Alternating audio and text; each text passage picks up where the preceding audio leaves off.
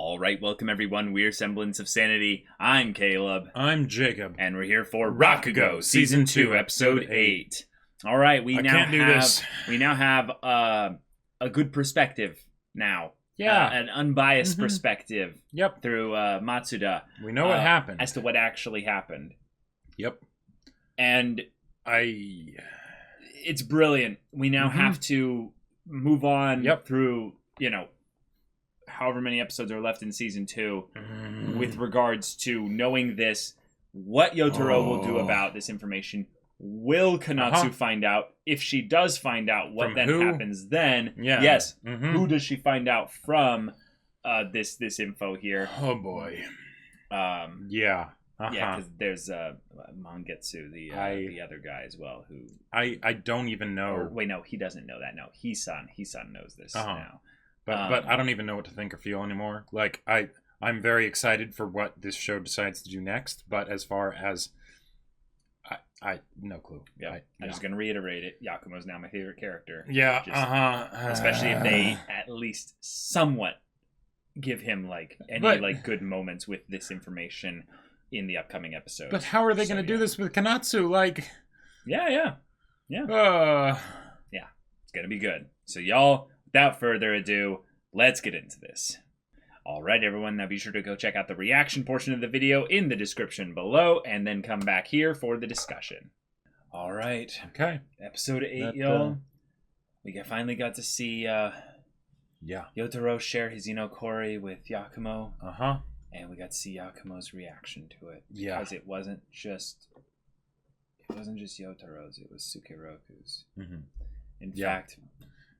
In fact, it wasn't even really Yotaro's Inokori, really. I mean, yeah. And at the same time, I think that was also Konatsu's first time seeing it, too. Well, because she went with Yakumo to the hospital. I know that wasn't as big of a deal specifically for her to see it, but she did see Sukeroku's, so... Yeah, I think there was a point, though, after the bit there where they're saying, like, how did you learn that? Someone made a film recording. Right, because the Sukeroku recording. Oh, yeah. This part here, she says something. Yeah, she says, I saw it too. Right, from the Sukeroku recording. Right. She saw the recording is what I mean. Right. Yeah. Right. Yeah, she hadn't seen Yotaro perform Inokori yet. Right. Yes. Okay. But, oh, man. Wow. That, this... So, in Rakugo, as, we've gotten introduced to it and everything, there's this whole idea of the classic stories, Right. And there's certain ones where it's like Jugumu. It's like, okay, I understand why that one is something that's lasted throughout the years. But Inokori, oh boy, that wow. Yeah, it's a good one. Because there are some parts, because I'm not used to Rakugo, where earlier the idea of seeing the same performance over and over, like I could get it on a mental level, because there are times when I love rewatching a favorite episode of a TV show or even a whole TV show or things like that, right? Sure, or a favorite absolutely. scene, and because the stories don't seem to be all that long, right? It wouldn't be that much of an investment in order to see it again, right? So, I totally get it from that angle, but because it's not something that I personally was a fan of before this show, I don't really have any experience for me myself. There was this dissonance a little bit between the idea of the classic and the amazing story that you see over and over again in Rakugo specifically, versus in my own life experiences with other kinds of mediums. But I feel like the way that this show has handled the story Inokori, which I can only imagine is one of the legit classics. It wasn't like made up for the show or anything like that. Possibly, yeah. I could listen to this story many more times. Yeah, it's really good. And I think, given that we know all the kind of parallels that happened with regards to Sukeroku's story, Yakumo's story, Miyokichi's story. There's a lot here that hits you more on the emotional side of things because you get to see these characters with certain perspectives on past historical events, how much more it affects them. But I love how much we got basically told through the visual performance, because this anime is one that actually celebrates the performance of the Rakugo. It doesn't abridge it, if that makes sense. Right. It sometimes does, obviously. But if we've already seen the story before, Right, but there are other times where it doesn't. Yeah. And that story being told actually has mannerisms, patterns, little moments that stick with you. And so they showed us in this, episode that this was Sukeroku's Rakugo. And I love that, like, even though, like, in the moment and stuff like that, we might not have been catching that immediately. It was something where we got to see it, and then once we were told that was Sukeroku's Rakugo, we got to think back. Oh my God, yes. Well, and just from the expressions of the characters, from Yakumo and Konatsu as they see this happen, like, we could tell. We can tell. Right. We just don't know, like, the exact mannerisms. Right. To what extent? What they are. And granted, we also saw Sukeroku perform it, so in entirety. So when the little bits come up, and we can see how similar it is. Like his yeah, that was one of the things that stood out to me a lot too, because there was a part of it where I wondered how much was an exact amount of the performance, like in the script kind of a thing, versus a particular performer's rendition of it, right? Oh, it's definitely just words in the script. Oh yeah, there's for no sure. mannerisms or anything like that. Right, but there's for certain, like, expressions and things like that, there's words, and then but when it's not words, but it's more of like letters to communicate a general kind of sound, it can be very different based on who's reading it, right? For sure. Because, like, if you have in the script that it says, like, we, like for, like, someone going down a roller coaster or something like that, right? Oh, sure. The person's not just going to say we, right? Like, they're going to do their own. They're going to act it. They're going to act it, right? Yeah. And there was a part of me that I guess, thought that maybe Sukeroku's, the way that he did that, and just because of all the emotion that went into it with him specifically for drinking and all of that stuff, and that is it's a really nice color and all that stuff, like, it was absolutely his, right? And then when Yotaro or third generation Sukeroku comes along and does it, I am wholly and utterly there. Yep. And yet, oh man, yeah.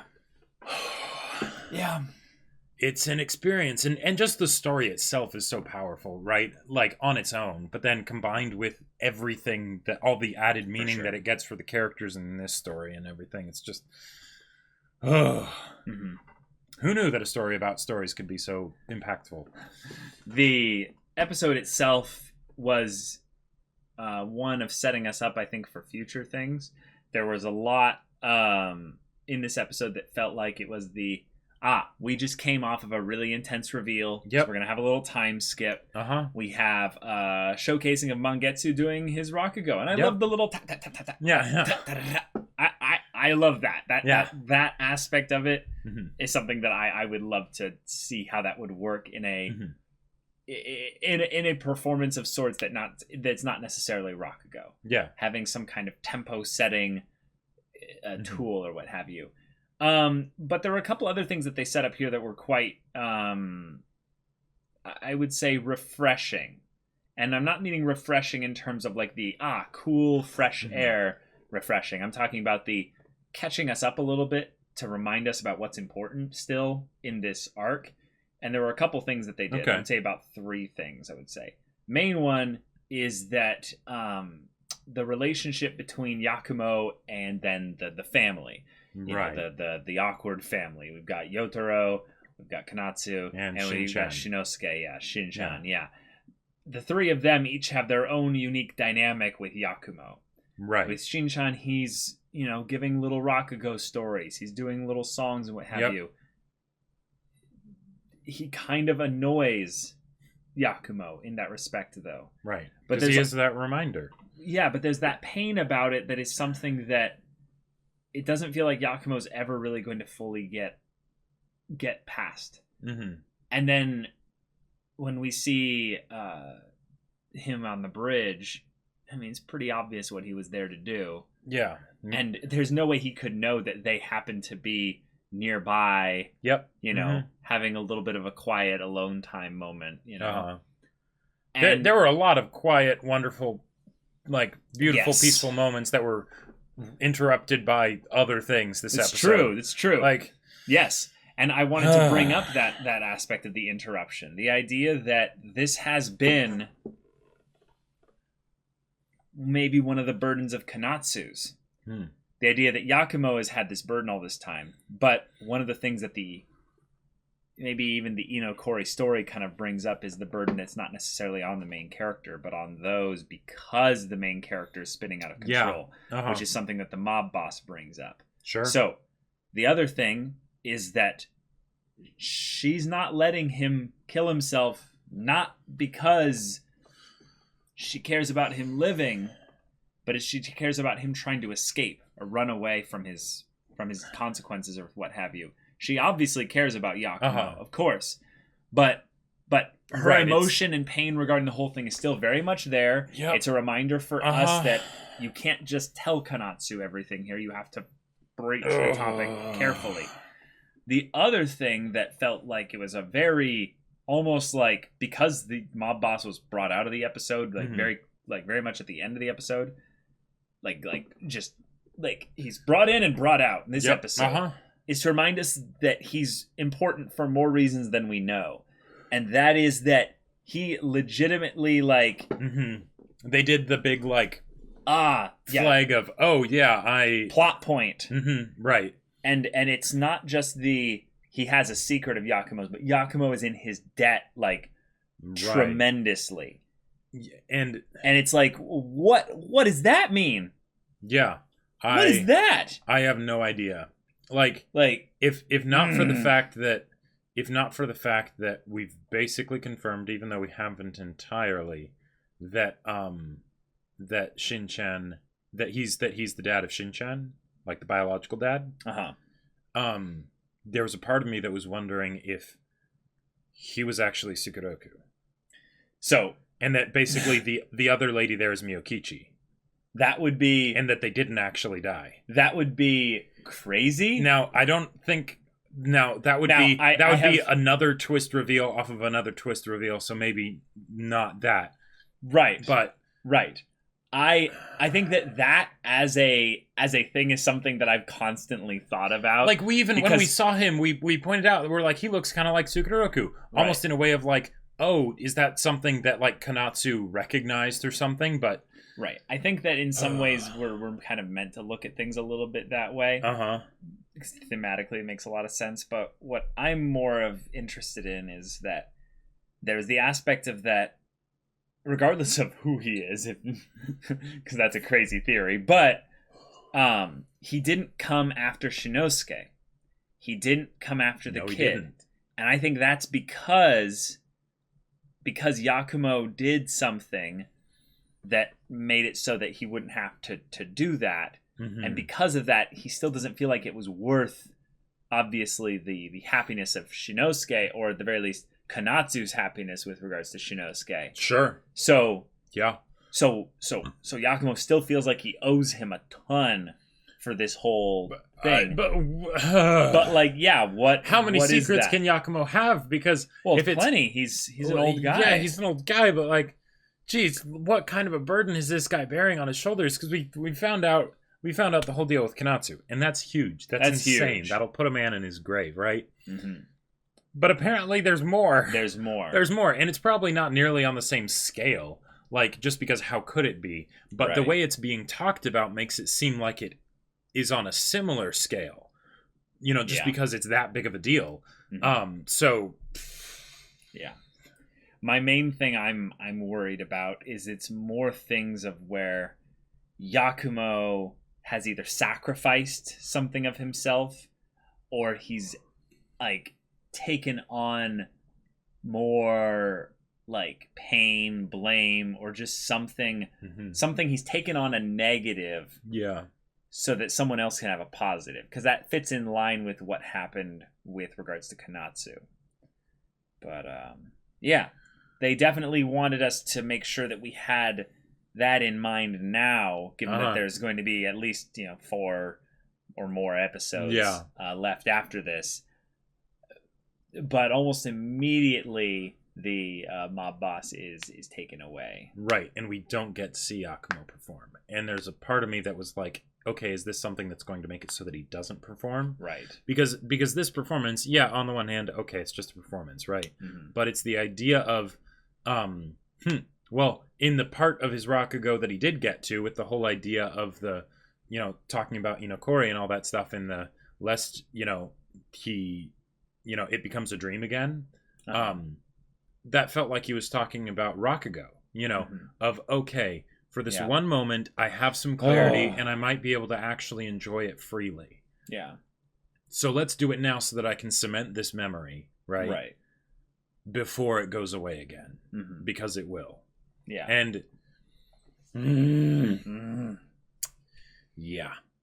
this show's a hard show to go through. Like because I know, like, there are stories that are hard to go through, but they're hard to go through in more familiar ways, right? Okay, It's a Nicholas Sparks show, like, all right, cool. Yeah, I get that, right? It's Violet Evergarden. Yeah, exactly. So much pain. But this is something where because it feels, say, unlike Violet Evergarden, it's a linear story. It's not a bunch of episodic stories that are going to be super heartfelt. And because it's being done in a way where I don't really know what's going to happen next, but I care about these characters so much, and the pain that they're going through is so real and so big, and the real aspect of it, I think, is really important, because otherwise it could be something where there's enough of a disconnect, if it was something that I couldn't understand or put myself in the shoes of, that then it's just, okay, it's too big, or I've seen that before, or whatever, right? But because I haven't seen this before, it's a whole lot harder to deal with. Yeah. Oh. Yeah. Okay. But it's wonderful. Yeah. It's wonderful. Yeah. We had ourselves, I would say, a really wholesome moment with Yotaro and Konatsu just kind of being together, being a couple, and listening to Rakugo and what have you. And him like okay, that was something that just stood out a lot to me, of Yotaro being like, hey, so there's this story, and he's like, this is a stupid story, right? And then she like leans on his back, and it becomes like a very serious, like intimate moment, and he stops, and she's like, what? Keep going. He's like, no, I mean, it was just something that was actually really stupid, And she's like, okay, then switch the story. Yeah, then switch the story. But just the idea of like when you're... She wanted to listen to him talk. Right, she wanted to listen to him talk, and yet he's like, oh man, no, there's too... That feeling of basically not being worth the attention that he's being given for the thing that he's saying. Sure. And being like, no, I was just going to say a stupid thing that I just wanted to share with you, and now it's like... And now you're really looking forward to it, and it's like, oh no, it's not worth really looking forward to, Right. Right. And then, of course, going into something else, but that just, yeah, that was really sweet. Yeah, Yotaro giving this Inokori for Yakumo specifically, because it's Sukeroku's. There's been so many kind of aspects of all this has happened before and all this will happen again, like the idea of cycles repeating. And how each character kind of represents more than the character in which they are. Especially when it comes to the aspect of them telling stories to each other. It's little moments like these where the Rakugo gets used as a way to communicate unique messages to the individual members of the audience. Yeah. That... It makes me feel a lot of things, but it actually makes me feel more about like where the story is going rather than actually the immediate story I'm consuming. Because one, I am not meant for this. Like, it's almost maybe a weird thing, but these characters feel so real sometimes that I feel like the Rakugo isn't meant for me. Right. So I'm getting to see this intimate story taking place, and I'm not supposed to be listening to this. I don't want to barge in and intrude, like a lot of happened, with, say, the cops and things like that on these characters' intimate moments. Right. Yeah. And that's the emotion I'm experiencing really from this. It's not like a thing of where it's not a thing where I don't feel the emotional connection that Yakumo and Kanatsu and all of them are making with this Rakugo and Yotaro as well. But there's so much intimacy to it that it doesn't feel like it's for me. Yeah, it's something where like I feel like something else. I feel like a lot of stories will try and have the emotional beats of their story be based on the sympathies of the audience, right? Yeah. And it makes sense, right? You want the audience to be sympathetic to your characters and their plights and things like that. Yeah. So you try and make it be something that'll hit as close to home as possible. And yet, we don't truly need to have it be similar to our circumstances if we get to know the characters enough, if we spend enough time with them. Or if they emote or react or are affected in such a way that's so believable that we are moved by that. Right, because if you spend enough time with somebody and you actually get along with the person, right, you start to care about them a lot. And in this case, we haven't, we spend time with them in the sense that we're watching them. We're flies on the walls in their lives, right? Right. And we see these things happen, and so of course we care about them.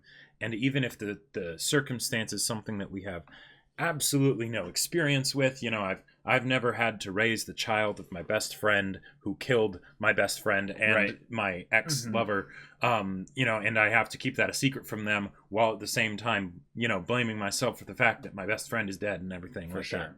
Right? I don't have a personal experience with that. Yeah. But because I've seen these characters so long and I've gotten to know them, now I'm just watching them go through this, and it hurts. And they don't know the way, they don't necessarily know the way out of it, and I don't either. Yep. So that's that. Yeah. Rakugo, y'all. It's a hell of a show. Yep. Yeah. I want to see the next episode. Yep. I want to know the secret. I want to have Yakumo talking more with Yotaro and Kanatsu. Yeah, I want Kanatsu and Yakumo to have full reconciliation, because I know that it's kind of there. Like she does. It's close. They care about each other, right? And she cares about him, even though she blames him for the death of her parents. So, yeah. There was an aspect of this that I felt was rather chilling that we really didn't get into much into the discussion, but that is how much Yakumo needs Rakugo, and it's not only that, he kind of needs to hear himself doing Rakugo as he did in his prime. Right. Now, this is something that I am curious about, because as someone who does athletic things, the idea of my body not working in a way that I tell it to is terrifying. Yeah. But you don't know how terrifying it is until you actually experience it. Right. I would say an example of this is when I had 104-degree fever at one point. And I think I told this story in some other reaction discussion, but I'll just highlight it really quick. I was in the hallway of my own house with my folks and stuff. I was probably 15 or so. And I was 104-degree fever, and the hallway began to spin, and I couldn't move. So my body was doing something that was tricking me out. And then when I tried to move to do something, my own fear that the hallway was spinning this meant that I had to cling to a walkway. No, not a walkway. A door railing? threshold of a bathroom or what have you for dear life. Actual fear that I was going to die. Hit me. Now that's a hallucination, obviously, so that's different. Right. But the essence of it is still the same. It's your body is fighting against you. It's a terrifying thing. Or even worse, it's just giving out. It's giving up. And the idea of the physical body having limitations, I get that, right? I feel like that's a lot easier to grasp from the standpoint that, we won't always be, in the prime of our lives. So, we won't necessarily always be able to lift a 50-pound box, right? Things like that, right? Right. That's a lot more basic, right? Right. Okay, you're not really losing too much. But the idea of like, no, your mind, your mental faculties aren't even your own anymore, right? Sure. The idea that like that, because that was the thing that really got to me about when Yakumo was talking about it, because the body failing and all the discomfort and all that, and the idea I just that include that all in the same thing. I just right. The same. Yes, but I guess that was the thing that really stood out to me, was the idea that he's in the business. He's dedicated his whole life to memorizing these stories and figuring out all the intricacies and the words and everything, and portraying that. And suddenly, not only does he have problems physically, performing it, right? Yeah. But even just remembering them. Yeah. The countless hours that he must have spent mastering some of these stories, and he can't even remember them. Yep. That's terrifying. We're all gonna die. Yep. Memento mori. Valar Morghulis. Yep. Yeah. So that's a good way to end the discussion. Yeah. But not just yet for Yakumo. So yeah, not just yet. Yep. So y'all, thank you so much for watching this episode's reaction and discussion. If you want to see the next episode's reaction and discussion right now, go check out the link in the description below for our Patreon. You can get on early access there. You can watch full-length timer reactions there. And all this comes with Discord access, so you can chat with us and the community there about this show, about anime in general. And you can also talk with Jacob about the sci-fi novel that he wrote. Yep, I wrote a sci-fi novel, and it's really cool. It's very character-driven and all that stuff. Great action, and it's available for purchase on Amazon. Link in the description down below to Amazon. It is available in both hardback and ebook, but only in the US for hardback because it's kind of hard to ship it to other countries and whatnot. But go check it out. Yeah, so if any of that interests you, we'll see you there. But until then, we're Semblance of Sanity. I'm Caleb. I'm Jacob. And we'll see you all next time.